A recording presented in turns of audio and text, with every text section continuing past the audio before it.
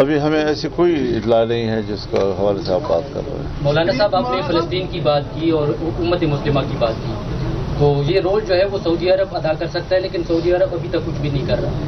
تو آپ کا کیا سٹانس ہے؟ سعودی عرب کو کیا کرنا چاہیے؟ اب میں نے میرے خیال میں سعودی عرب کو قیادت کرنی چاہیے امت مسلمہ کی، ان کا ایک مقام ہے.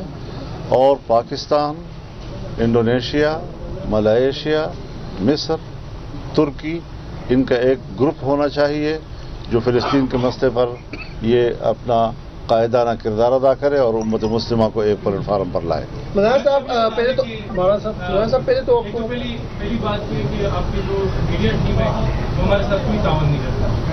آپ کے 4-5 جو چھوٹے بڑے ترجمات ہیں اس کی جانب سے کوئی رسپانس نہیں آتا. باقی سیاسی جماعت سے تعاون کرتی ہے، پنجاب کی پارٹی کے جو میڈیا ٹیم ہے وہ بھی تعاون نہیں. آپ کیسے تعاون چاہتے ہیں؟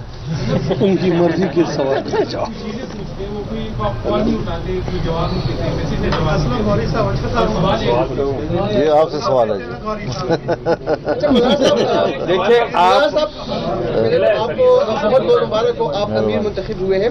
مولانا صاحب 90 کی دہائی سے لے کر اب تک آپ ہی امیر چلے آ رہے ہیں، حالانکہ آپ جمہوریت کی بات کرتے ہیں. تو کیا جماعت علماء اسلام میں اب تک آپ کے مقابلے میں بھی اور امیر نہیں آیا؟ یہ جماعت سے پوچھیں. مولانا صاحب یہ بتائیے گا کہ آپ نے تو اس پارلیمنٹ کو مسترد کر دیا اور آپ نے کہا کہ اس پارلیمنٹ کو کوئی حق حاصل نہیں ہے کوئی آئینی ترمیم کرنے کا.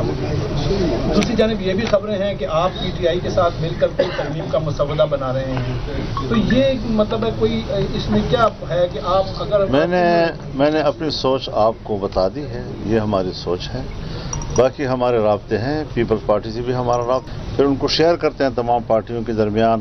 جہاں اتفاق رائے ہو سکتا ہے، ہمیں کوئی اتفاق رائے سے تو جھگڑا نہیں ہے. پھر اتفاق رائے والی ترمیم یہ پارلیمنٹ پاس کر سکتی ہے. اگر اتفاق رائے ہو جاتا ہے تو سب سے اچھی بات ہے، لیکن بظاہر اس وقت تک اتفاق رائے نہیں. مولانا آپ نے فرمایا، مولانا آپ فرما رہے ہیں کہ منڈیاں نہیں لگنی چاہیے، خرید و فروخت نہیں ہونی چاہیے. یہ بڑی اچھی بات ہے، لیکن جو ٹریک ریکارڈ ہے وہ تو منڈیاں بھی لگیں گی، خرید و فروخت بھی ہوگی.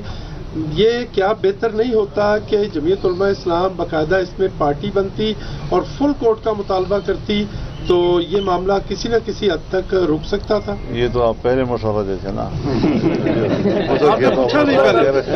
نے پہلے پوچھا نہیں. مولانا صاحب آج کے فیصلے سے فلور کراسنگ تقریباً الاؤ ہو چکی ہے. بطور سیاستدان پارلیمنٹرین آپ اس چیز کو کیسے دیکھتے ہیں کہ اب لوگوں کی وفاداری؟ الحمدللہ 88 سے میں اسمبلی میں ہوں، نہیں کسی صوبائی اسمبلی میں نہیں وفاق میں کوئی ایک ممبر بھی ہمارا کوئی فلور کراس نہیں کر سکا ہے. ہم اپنی پارٹی کے ذمہ دار ہیں. الحمدللہ اللہ نے ہمیں یہ عزت دی ہے. ہمارے اراکین پارٹی کے ساتھ بڑے مضبوطی کے ساتھ کھڑے ہوتے ہیں، ان کی ایک کمٹمنٹ ہوتی ہے. اور آج بھی ہمیں یہ امید ہے کہ انشاءاللہ جمعیت علماء اسلام کے بارے میں بھی فکر رہیں، باقی جو ہے تو ان پر خیال رکھا جائے. مولانا صاحب سوال ادھر سے لے لیں.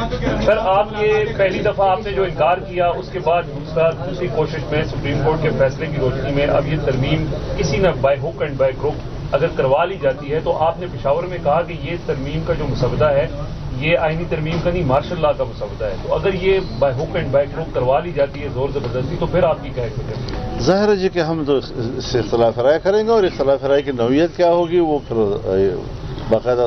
ابھی تو ہماری نئے الیکشن ہوئے ہیں، نہ ہماری عاملہ بنی ہے ابھی تک، نہ ہماری شورا بنی ہے. جب وہ بنے گی تو انشاءاللہ یہ ساری چیزیں ان میں زیر پاس آئیں گی.